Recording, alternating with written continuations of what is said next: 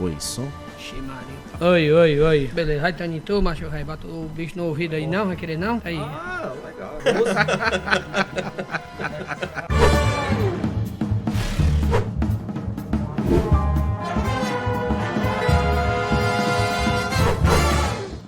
Olá, seja bem-vindo, bem-vinda. Está começando mais uma edição do No Ar, o seu podcast. É um prazer enorme estar com você mais uma vez aqui pela Sertão TV, canal 180, pela sua Brisanet TV, também pela Canudos FM 106,7, no Spotify e no YouTube, neste podcast que é multiplataforma. Para fazer o podcast no ar acontecer, eu estou recebendo novamente aqui nos nossos estúdios Erivelton Barbosa, sempre presente aqui conosco, colaborando bastante com os assuntos do nosso podcast.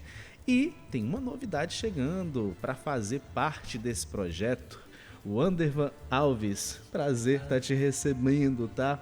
É muito bom ter você agora na mesa, na bancada do nosso podcast para fazer esse nosso programa acontecer.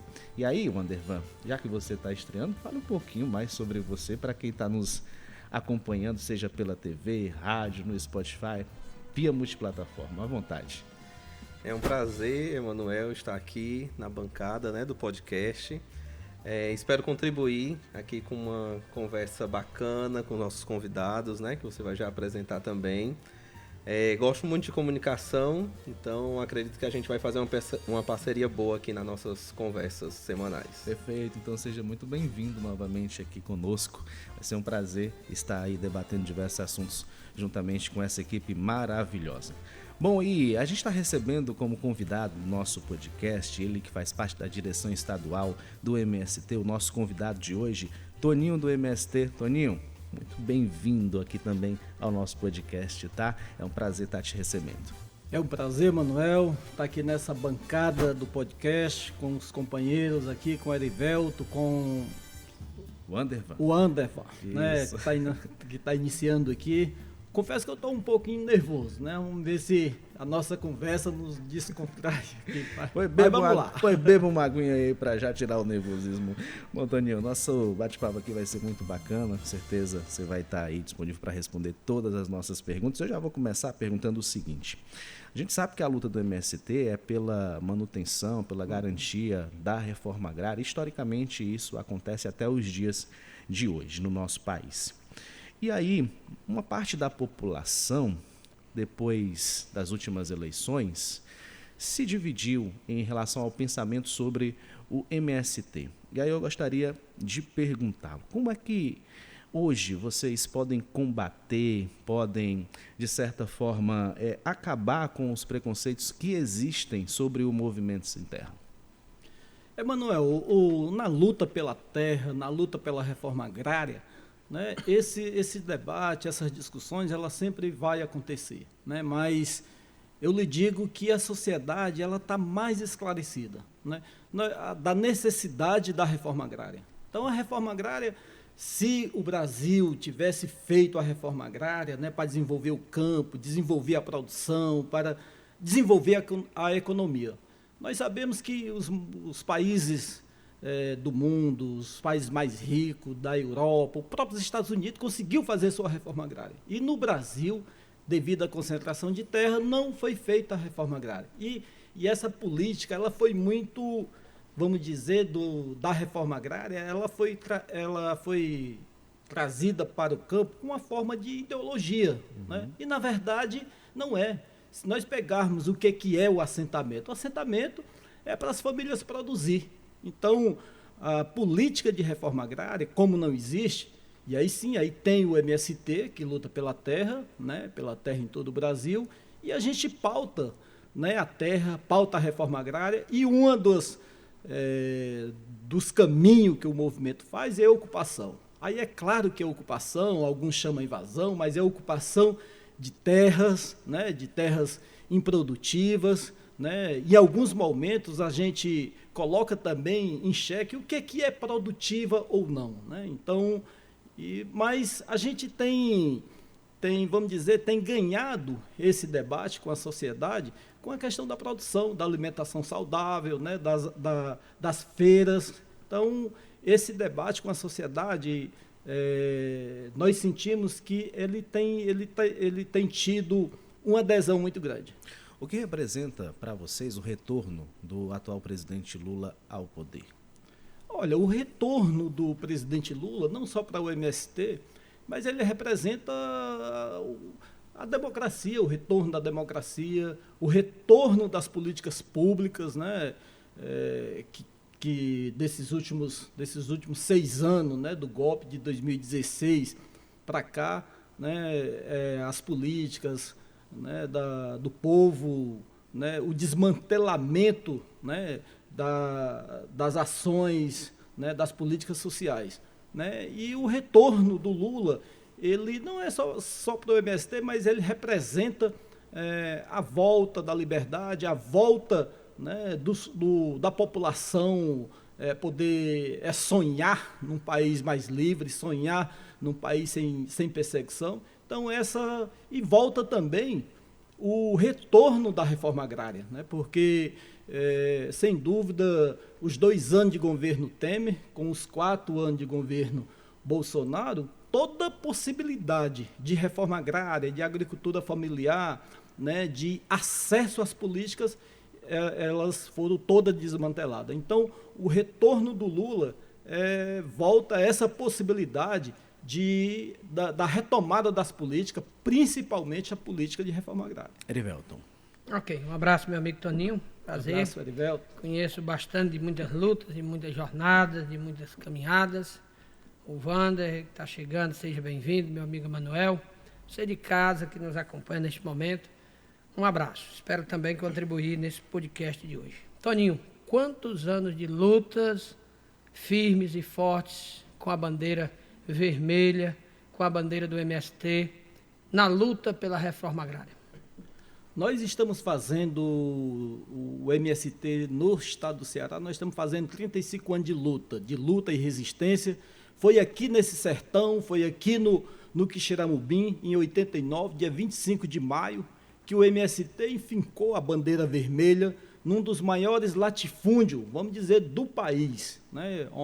Onde os trabalhadores e trabalhadoras ocuparam a fazenda Reunidas, aqui em São Joaquim, de um general Vica, que ali explorava e não tinha, e os trabalhadores não tinham direito ao acesso à terra. Nesse ano, o MST ocupa essa fazenda e dali por diante, né, a luta pela terra no estado do Ceará, ela toma um novo momento, um novo marco na história da luta pela terra no estado do Ceará.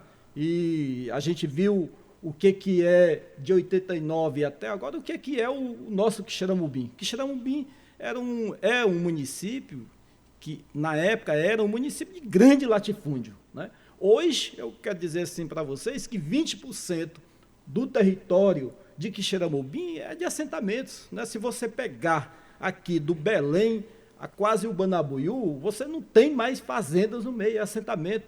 Então, essa política, esses 35 anos, o MST vem avançando na luta pela terra, na luta pela reforma agrária. Vamos estar fazendo 40 anos a nível nacional, mas nós conquistamos muita terra. Nós conquistamos muita terra nesse período.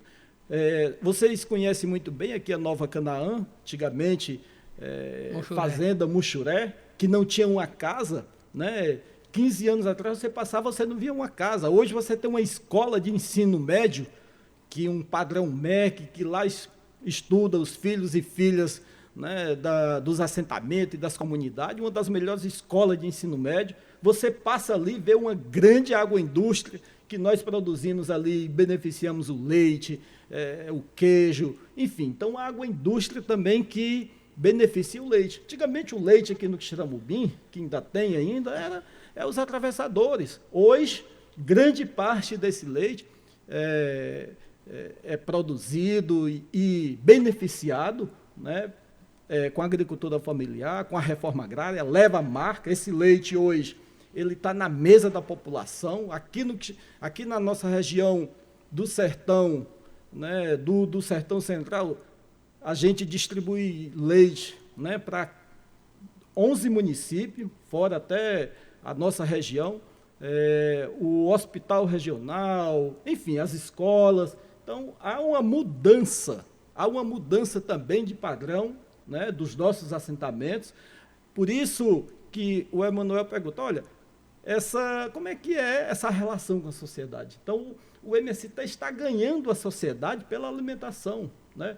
Quando a população não vê só o MST, aquele MST que ocupa terra, né, que ocupa terra na madrugada. A população está vendo o MST com a possibilidade de mudança, porque para nós é 2 projetos que estão em jogo. É o agronegócio que produz com muito veneno, com morde tudo para fora, e a agricultura familiar, o MST que produz alimento saudável. Não vou dizer que é 100% zero de veneno, né? Porque vamos dizer, é uma luta constante, né? É uma luta constante, mas nós estamos nessa luta. Toninho, eu queria também abordar, dentro desse nosso podcast, 35 anos de luta, nível. Xeramobim hoje tem vários tipos de assentamentos, tem aquele no IDAS, tem o federal. E algo que chamou muita atenção no governo passado do presidente Jair Bolsonaro foi a forma do INCRA trabalhar. A forma do INCRA trabalhar, e eu observava ali que era uma tentativa de implantar um sistema totalmente diferenciado, porque o assentamento ele é individual numa parte, mas o coletivo ele prevalece. E ali houve uma tentativa de ser modificado, cada um comprar sua terra e passar a ser o proprietário. Com a volta do presidente Lula, como o INCRA está trabalhando novamente dentro da filosofia. Eu sei que vocês estão se modernizando em alguns setores, mas como é a política implantada hoje, MST, governo federal e o INCRA? Erivelto, no governo passado, aqui no Quixeramobim, eles disseram que iria titular 42 mil hectares de terra, que é mais ou menos esse número de hectares de terra que são dos assentamentos federais. Eles disseram que ia fazer essa titulação, né? Não conseguiram. O único que eles conseguiram foi o Muxuré, que conseguiram titular, mas os títulos foi dado no nosso governo, foi dado no governo do Lula. Eu disse nosso governo porque é um governo do povo brasileiro, governo do Lula. E nós não temos nenhum problema de discutir a titulação, que vamos discutir a titulação. Quando eu faço a discussão nos assentamentos, eu comparo o assentamento a um jovem, né? Um jovem que precisa, a criança quando nasce, precisa dar os primeiros passos, precisa de ajuda do pai, da mãe, né? E o assentamento é assim. Eu pego o exemplo aqui do assentamento Quinim, que são 207 famílias, mais de 8 mil hectares de terra, e aí você me pergunta, o assentamento, ele está no momento de ser titulado? E aí eu digo para vocês, a discussão ela está no ponto das famílias fazer, do MST fazer, porque toda a família, Erivelto, Emanuel, os companheiros que estão aqui, toda família assentada, ela quer ter o seu pedaço de terra. Isso aí, e no governo agora, o MST, o INCRA, nós estamos fazendo essa discussão, mas vamos fazer essa discussão com muita responsabilidade, né, preservando as áreas coletivas, preservando as áreas de açudes, preservando as áreas comunitárias, as casas-sede, preservando as escolas, né? Esse é o diferencial da titulação do governo anterior, que queria desmantelar toda uma organização do assentamento para a nossa. Nós queremos que essa parte social, do coletivo, né, vamos dizer, das famílias se conversar, das famílias planejar, fazer seu planejamento, o que vai plantar, o que vai produzir, nós queremos que essa parte permaneça. E aí é claro que as famílias precisam e vai ter o direito ao seu título de terra, vai ter o direito à sua, vamos dizer, a sua terra. Então, Toninho, você admite que a ideia era até boa, contanto que ela precisava ser aprimorada, que é o que vocês estão fazendo. Não, a ideia do governo Bolsonaro, nada foi boa. Tudo tudo foi para desmantelar a reforma agrária, a agricultura. Essa questão da titulação, Erivelto, essa questão da titulação, o movimento sempre trabalhou. Já tinha isso. Já tinha. Mas o que nós colocávamos? Quando um assentamento com um ano, com dois, 3 anos, ele não está apto a titular. O porquê? Caminhar ainda só, né? Porque falta ali a estrutura, falta a casa. Ao exemplo disso, nós temos 2 assentamentos novos aqui. Nós temos o Tingui e nós temos aí o Nova Jerusalém.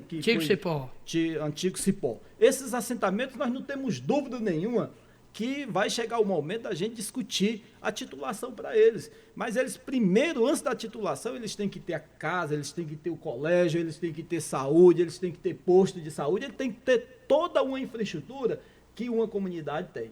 Numa palavra muito clara, num linguajar bem popular, esses 2 que o Toninho falou agora, tanto o Tingui como o Nova Jerusalém, que é o Antigo Cipó, a criança ainda está no berço, ainda precisa caminhar. Bom, Devan. No último dia 15, Tonino, o governo federal lançou um projeto que foi o Terra da Gente, com o objetivo, um dos principais objetivos foi exatamente reduzir esses conflitos agrários, né? O ministro da Reforma Agrária disse que era um dos objetivos principais, diminuir os conflitos. Você acha que, de fato, esse programa vai conseguir atingir esse objetivo, diminuir os conflitos e resolver de forma mais, digamos assim, pacífica, né, essas ocupações? Na verdade, nós não interessa o MST, não interessa a sociedade, não interessa a ninguém o conflito, né? Nós, do MST, nós não buscamos conflito. Nós só ocupamos terra porque os governos não fazem a reforma agrária. Porque se o governo quisesse, né, acabar com o MST, ou a direita quisesse acabar com o MST, faça a reforma agrária, que acabava. No outro dia já não existia MST. Podia existir movimento de assentamento, mas MST não, né? Basta nós lembrarmos que nos primeiros 2 governos do Lula, eles assentaram mais ou menos aí 350 mil famílias, né? E o governo preparou, estruturou, está estruturando os INCRAs, né? Preparou a famosa prateleira de terra. O que é a prateleira de terra? É exatamente essas áreas que são devedoras da União, áreas que são devedoras dos bancos, seja do Banco do Brasil, Banco do Nordeste e os demais bancos. Essas áreas têm, por lei, ela tem que ser passada para a reforma agrária, né? E o governo tem um acervo muito grande dessas áreas. Inclusive, Quixeramobim tem áreas dessas. Vocês sabem muito bem que tem áreas que são hipotecadas e que ela pode ser passada para a reforma agrária. O lançamento da Terra da Gente, para nós, ela não vai acabar com o conflito no campo. Por que ela não vai acabar? Porque o movimento ele avançou nas ações, ele avançou na reforma agrária, mas a direita, essa direita bolsonarista, criou no campo a famosa milícia, ou seja, invasão zero. O que é invasão zero? É exatamente para confrontar o governo e confrontar o MST. Né? Nós tivemos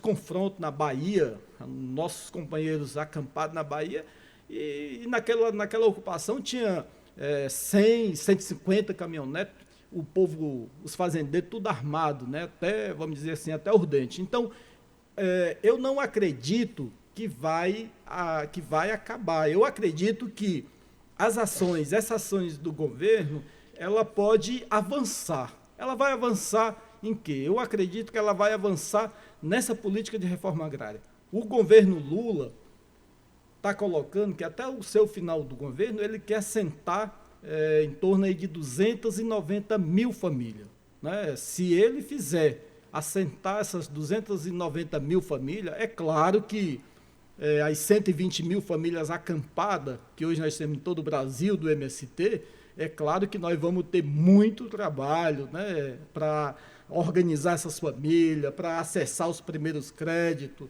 Então,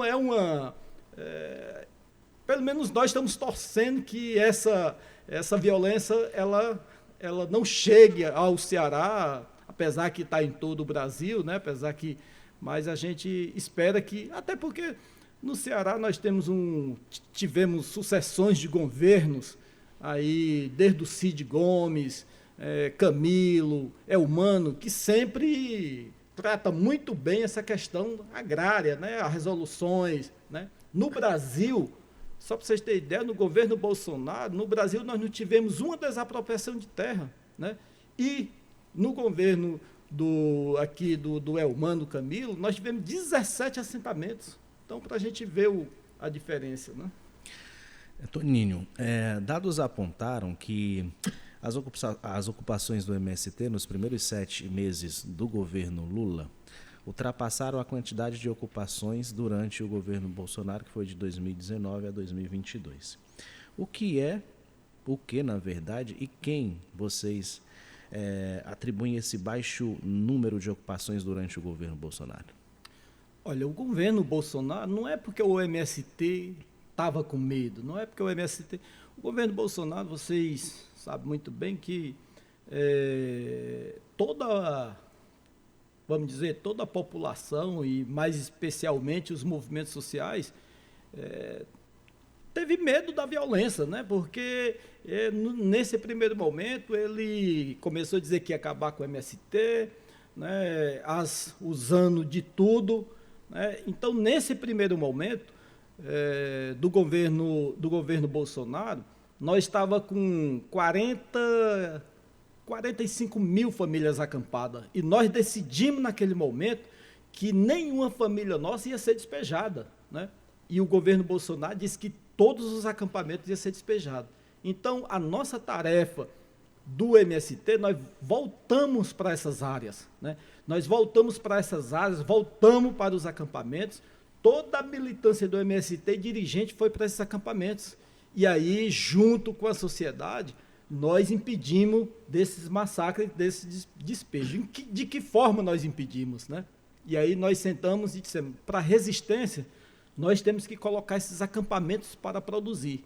E parte dessa alimentação ir para as periferias, ir para o povo. Foi isso que aconteceu. E aí a sociedade, ela impediu que o governo fizesse qualquer massacre com os trabalhadores, em especial o MST. Na pandemia, quem mais produziu e garantiu alimentos, né, para o povo foi os assentamentos e acampamentos. Aqui da Nova Canaã, nós saímos com o carro aí com 5 mil litros de leite, né, distribuímos alimentação, alimentos aí na periferia, nas comunidades. Por isso é que nós não tivemos, nesse governo Bolsonaro, no Brasil, nós sofremos 8 despejos.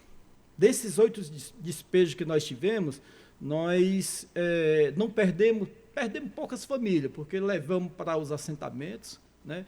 Mas enfrentamos também, né, o governo na Bahia, enfrentamos em Minas Gerais, porque enfrentamos junto com a população, junto com a sociedade. Por isso é que o número, nós não fizemos muita ocupação, e nós não ia fazer também, porque nós fizemos um debate que, acima de tudo, a vida, né? A vida das famílias acampadas, a vida dos militantes do MST. E aí agora, no governo Lula, sem dúvida a gente volta, né? Não só o MST está voltando com as ocupações, mas vocês viram aí a nível de Brasil os movimentos voltando, né? As categorias de trabalhadores voltando a fazer greve por salário, por melhores condições. Nessa jornada agora, nós fizemos 40 ocupações de terra em todo o Brasil.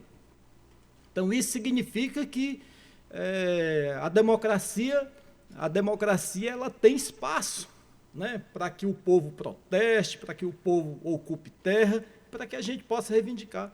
Nós ocupamos aqui o Lago de Fronteira, né, em Crateús. Eu estava lá no Lago de Fronteira, que é importante, que aquele Lago de Fronteira ele estava parado. Nós ocupamos lá porque tem reassentamento, e essas famílias, desde o governo anterior, Bolsonaro, que estava no desalento. Então, nós ocupamos, pautamos junto ao governo Lula, ao governo do Elmano, e essas famílias, o Denox já está voltando a trabalhar com as famílias, né? Então, Recentemente ocupamos a Sudene, enfim, a Sudene não, desculpe, a SEDUC, enfim. Então, nessa luta, as ocupações, ela passa a ter um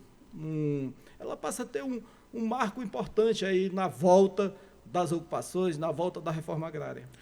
Você fala na preservação dos assentados durante o período do governo Bolsonaro, mas durante esse período, algum assentamento rompeu propriamente com o MST por acreditar no pensamento bolsonarista?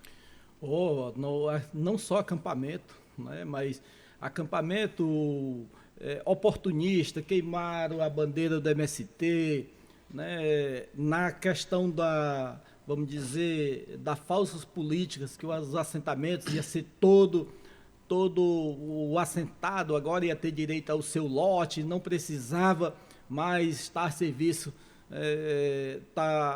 sobre a tutela do MST. Então nós tivemos também muitos assentados e acampados oportunistas que foi nessa onda bolsonarista, né?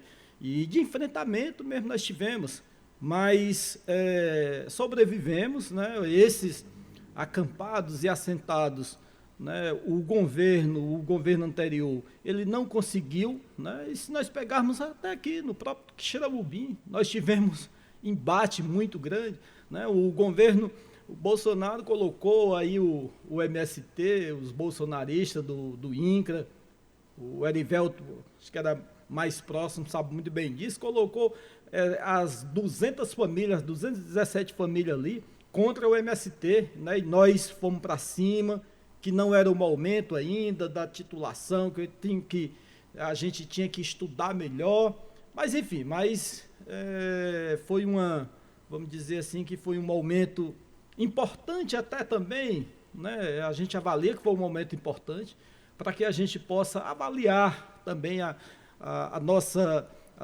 militância nos assentamentos, para que a gente possa ouvi-la também, mais os anseios, né, dos assentados e assentadas da luta pela reforma agrária, e que a gente, hoje eu quero dizer que nós avançamos muito, né? E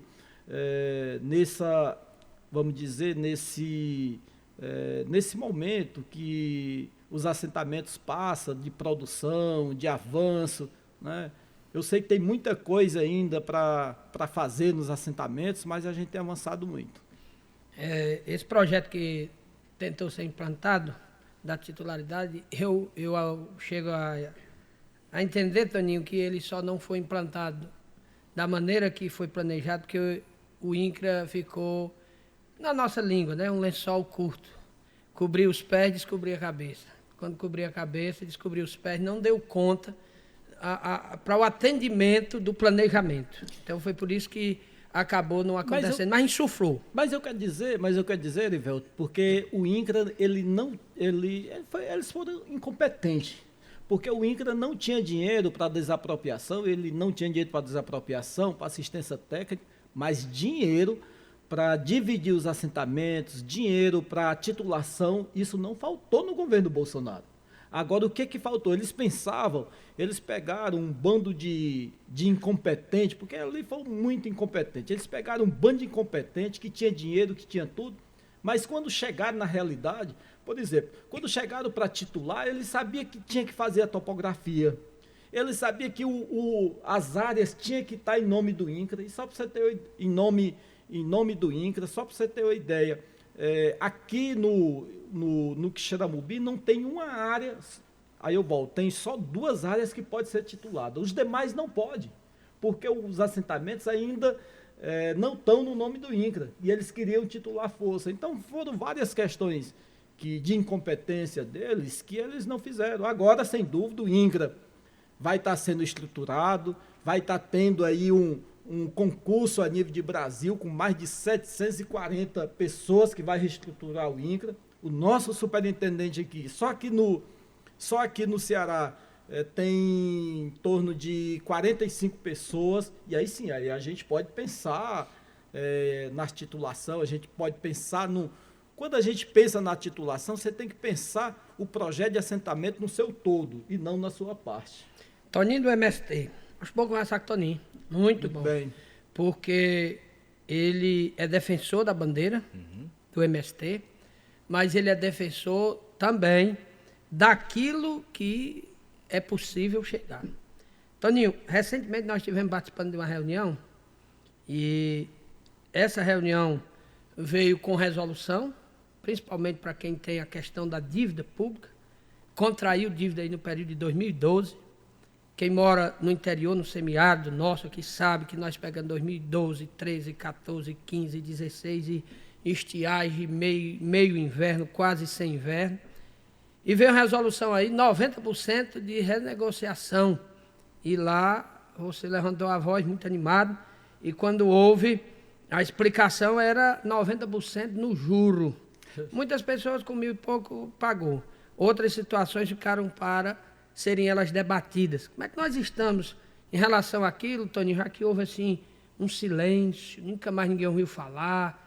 O que o movimento tem trabalhado, porque naquele momento você levantou a voz em defesa da maioria, sabendo da luta de quem mora no assentamento, quem mora no campo.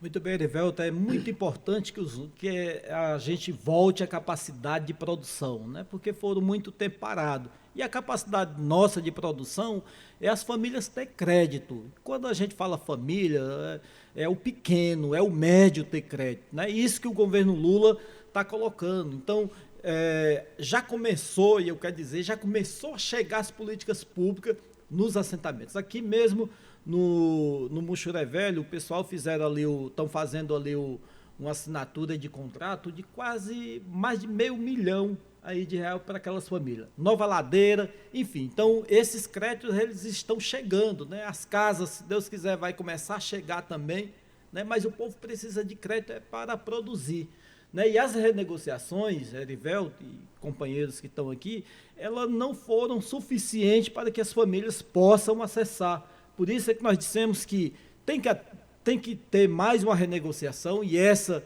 né, do período de 2012 para cá, não foi uma negociação boa para os produtores e produtoras, né, que, como você falou, Erivelto, foi 90%, quando a gente estava preparado para pagar a dívida. Não, 90% nós ficamos muito animados, quando foi lá era sobre o juro.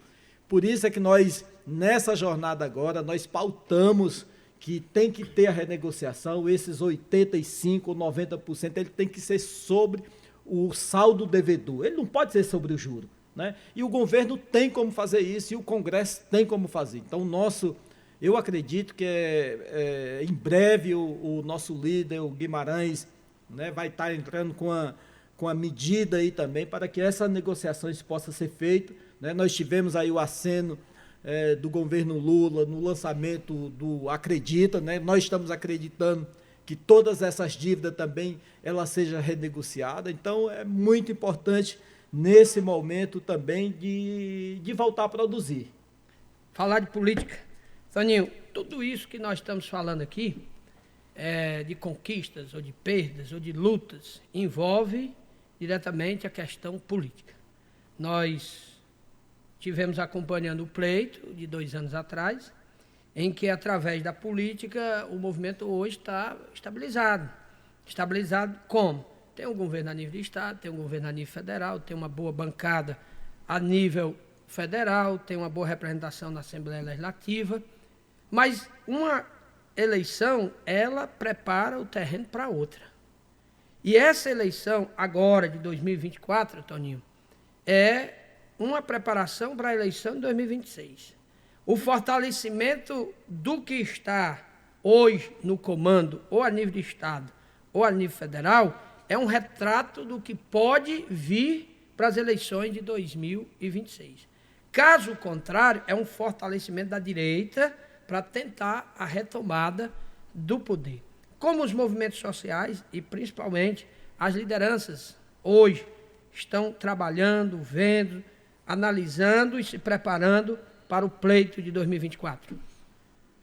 Erivelto, nós estamos acompanhando muito bem essa questão das eleições, da política, né? Nós, no Ceará, nós tivemos bons governos, né? E aí queremos dizer, mesmo governo de direita, se você pegar o que foi o Tasso Gereissati aí para desenvolver o Estado, né, as associações, ele foi importante naquele momento, importante. Os nossos movimentos também foi para cima, exigindo, então, né, da sucessão nós tivemos Ciro Gomes, nós tivemos o CID, e o MST teve uma, vamos dizer assim, de enfrentamento, mas também muitas conquistas no governo do CID, né? O CID muito respeitoso até também com os movimentos. Depois tivemos o Camilo e Elmano. Então nós do estado do Ceará, a gente vem numa sucessão de governos que tem responsabilidade, que acredita, que desenvolve, que acredita no pequeno, que nós avançamos muito.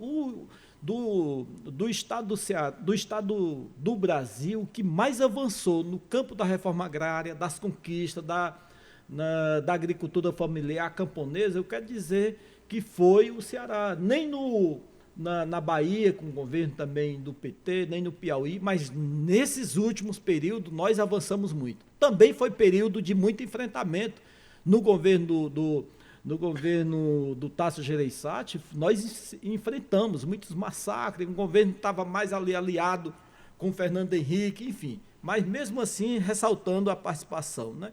E nós estamos, sem dúvida, olhando esse movimento, né, se movimentando também.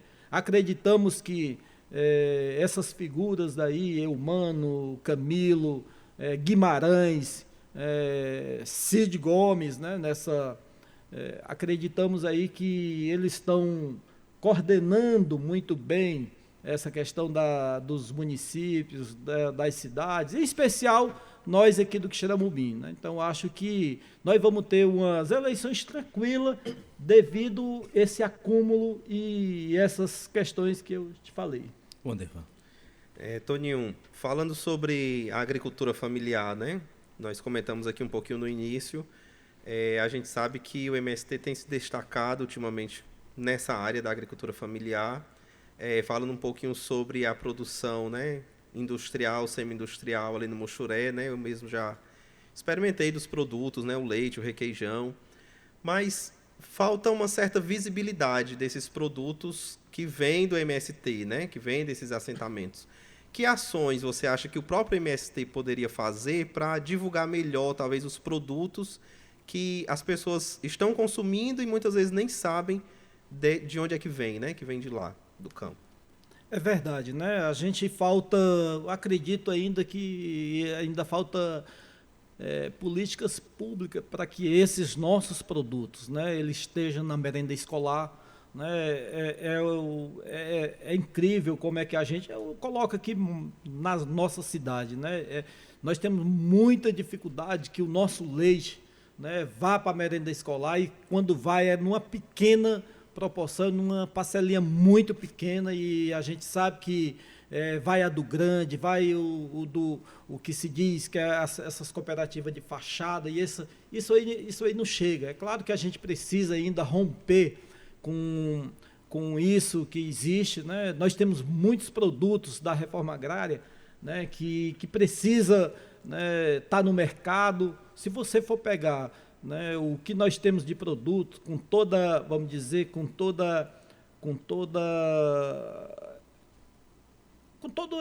o jeito da comercialização, a marca, né, os nossos produtos aí, e poucos eles estão no comércio, né, porque a gente ainda falta muito avançar ainda, né? Avançar. Retornando aqui ao assunto política, anos anteriores a gente percebia uma relação entre tapas e beijos, não sei se eu posso dizer assim, mas por vezes estremecida com o poder público municipal de Quixeramobim. Já houveram algumas ocupações antigamente, isso a população vai lembrar. E atualmente, como é que tem sido a relação? Vocês têm recebido o apoio do Poder Executivo Municipal? Como que você avalia esse momento?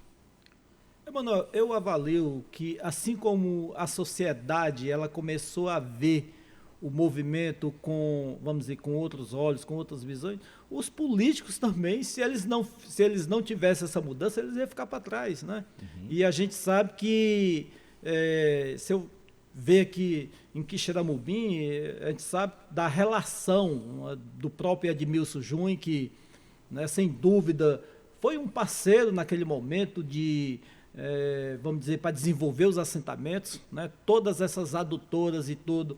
A gente dizia, Edmilson, olha, os assentamentos precisam de água, precisam de adutora, vamos fazer projetos. Então nós tivemos a partir eu acredito que isso aí foi a partir do Edmilson Júnior e da força que o MST tinha. Então, de fazer os projetos, vamos dizer, desenvolver os assentamentos, e eu acredito que isso aí também tem avançado.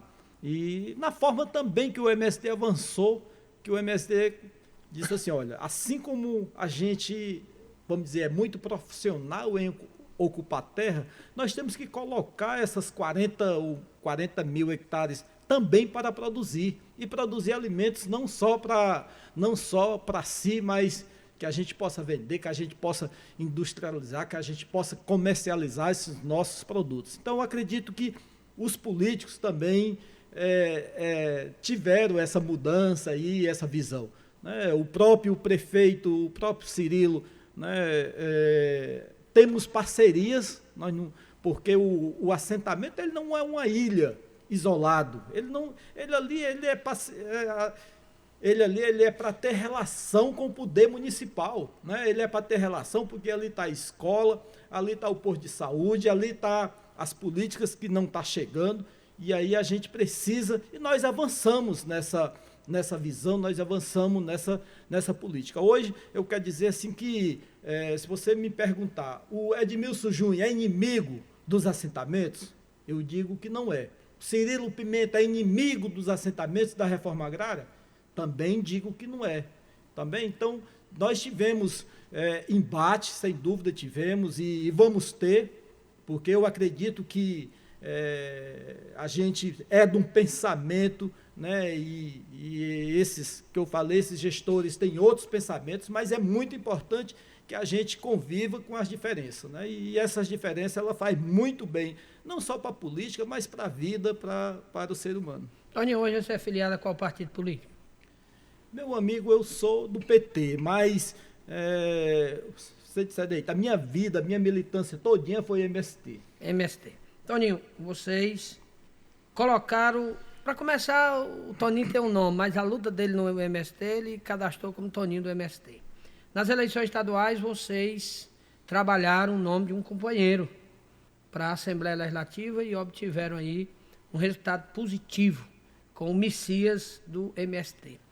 Vocês vão trabalhar com pré-candidaturas ao Legislativo, não só em Quixeramobim, como em muitos municípios no estado do Ceará, Toninho? Vamos. Com a marca do MST? Vamos, com a marca do MST. Nós do MST a nível de Brasil, nós passamos por 4 CPI, né? 4 CPIs, CPMI, e a gente viu a importância que é o legislativo, a gente viu a importância que é ter um deputado federal, um deputado estadual. Então, essas questões das eleições, da defesa da agricultura, da defesa da democracia, da defesa da reforma agrária, ela passa pelo legislativo. Então, nesse sentido, o MST já teve um grande avanço vamos dizer, em deputado estadual, em deputado federal. O próprio Elmano entrou no MST junto comigo, né, em 89, né, foi assessor jurídico no MST por muito tempo, depois deputado, enfim, e ele nunca nega esse laço, né, esse laço que tem, essa amizade que tem com o MST, e nós sabemos que o Elmano hoje é governador do povo cearense, é governador de todos, é governador do estado burguês, né?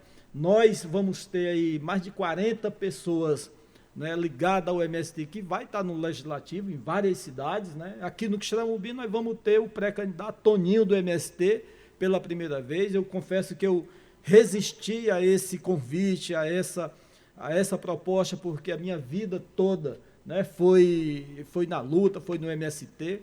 E aí eu penso assim, né, se a população de Quixeramobim me der essa oportunidade de chegar lá, né, eu quero contribuir muito nesse debate da Câmara. Vocês que acompanham, A gente precisa ter uma nova visão. Essa Câmara tem que renovar mais ainda, né? O vereador, na minha concepção, não é só aquele vereador que vai colocar nome de rua, que vai dar os parabéns, mas é aquele vereador que vai trazer políticas públicas também para a população, aquele vereador que vai colocar o debate do legislativo, né? Independente de quem vai assumir, né? O executivo, se for Paulo, se for Eugênio, se for o próprio Cirilo, tem que ter uma independência dos poderes e respeito, né? E aí esse debate, se chegar lá, eu estou querendo fazer na Câmara. Essa semana última passada, né? Esses últimos dias, você esteve lá com o governador Elmano. Como foi a conversa, o diálogo, as solicitações, os pedidos, as expectativas? Olha, foi muito bom. O governo Elmano, nesse período aí, agora saiu, né, entendeu muito bem a reação das categorias, né, tanto do Detran quanto os servidores que estão em greve, conversou com todos eles, né, ficou muito contente aí com a relação de companheiros e companheiras que vão aí para o Legislativo, né. Nós conseguimos também, aqui para Quixeramobim, já dizendo, convidando vocês, ele vai estar dia 25, né, 25 de maio aqui na Nova Jerusalém, no Cipó, e eu acredito que todos vocês vão estar lá, vai ser uma linda festa, né, aí aqui no nosso Quixeramobim, né, nós conseguimos aí, dessas políticas que estão chegando, né, 2.300.000 para fazer a regularização fundiária, né, do nosso Quixeramobim, né, e vamos começar, nós já dissemos que vamos começar pela a região aqui do Serginho Machado, né, que é São Bento, Manituba, porque, na verdade, ali tem muito minifúndio, né, e aquele povo precisa de oportunidade. No primeiro momento, o IDACE vai estar lá fazendo o georreferenciamento, mas aquela família que não tinha o seu título da terra, vai ter condições para ter o CAF, para ir para o banco. Então, essas políticas que estão chegando, o Elmano acabou também de liberar 1.600.000 ali para passagem molhada da Nova Ladeira, que isso é muito importante para nós, né? Nós vamos fazer, sem dúvida, já está na conta aí da prefeitura, né? Mas foi uma reivindicação nossa, que é das estradas do leite. Vamos ter o apsarramento com construção de bueiro ali de 21 quilômetros, saindo aqui da Maravilha até o Belém, que essa estrada que não cheia de buraco. Então, são essas políticas aí que nós vamos estar trazendo aí para o povo. Também do Belém, né, vamos dizer, o auditório lá da escola Guilherme Corrêa, né, que foi uma emenda aí do nosso deputado Guimarães. Então, são essas políticas que está chegando.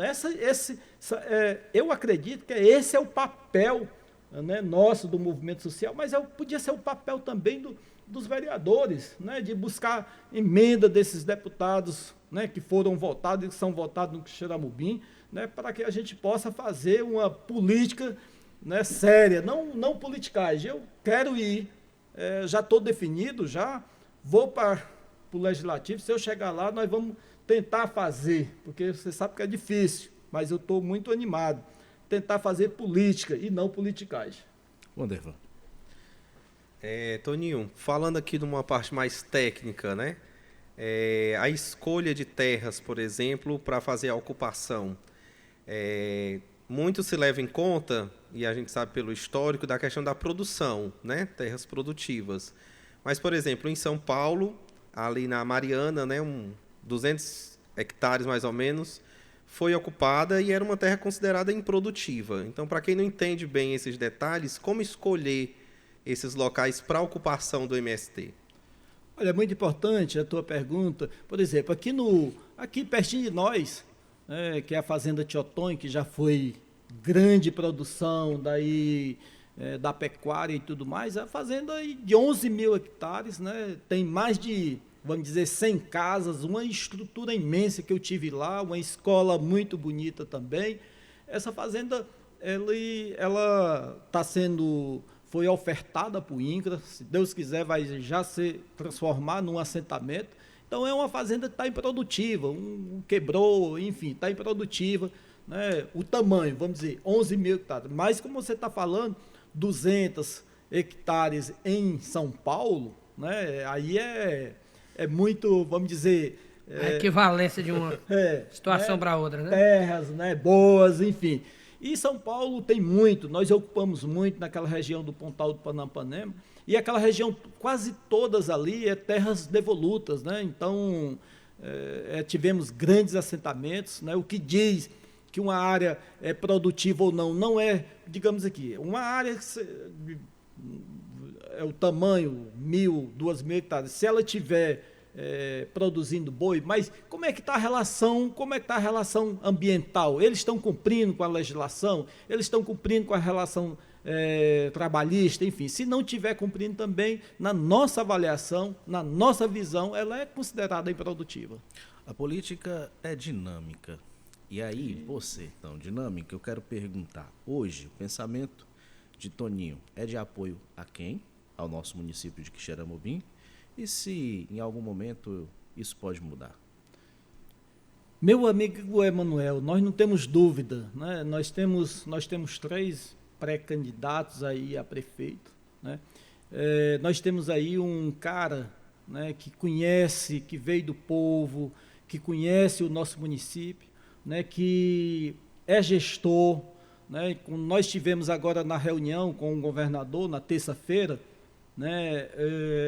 Eu fiquei admirado. Eu fiquei admirado porque nós já tínhamos uns 6 meses antes sentado com o governador e nós passamos a demanda, né? Agora a gente foi qualificar essa demanda que era que tinha. O Paulo, e eu estou falando do Paulo aqui, o Paulo ele conseguiu organizar aquela demanda. Em pouco tempo que ele está superintendente da Sohidra, o cara trouxe...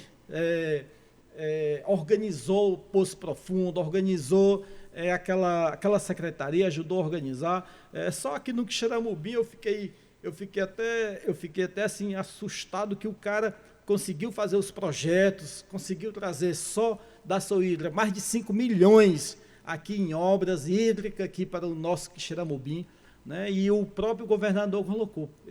É o cara preparado. Então, o Paulo Ferreira é o nosso candidato, é um cara que eu acredito, se a população de Quixeramobim ouvi-lo, né, se ele conseguir chegar, né, em todos os distritos, nós não temos dúvida nenhuma que o Paulo será o próximo prefeito de Quixeramobim. E aí a gente pode dizer, não, e as pesquisas?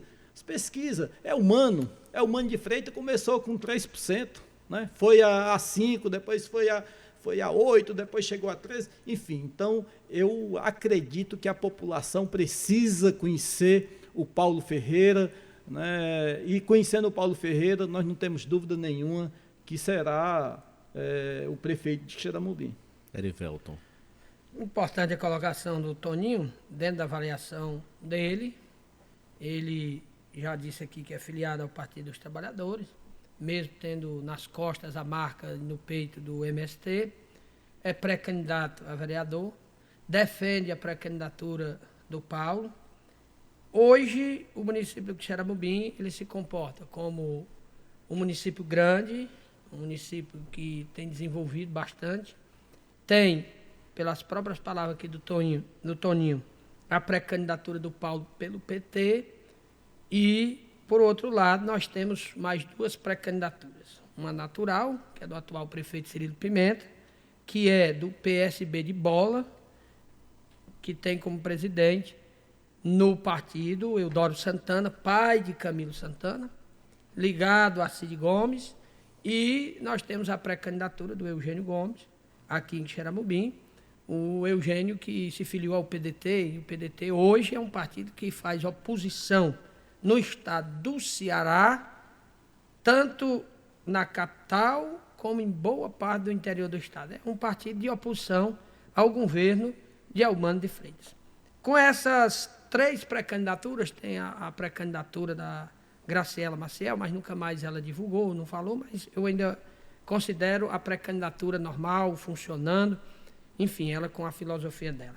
Toninho, 2 pré-candidaturas próximas aqui no Xeramubim e a definição de vocês é seguir a candidatura do Partido dos Trabalhadores.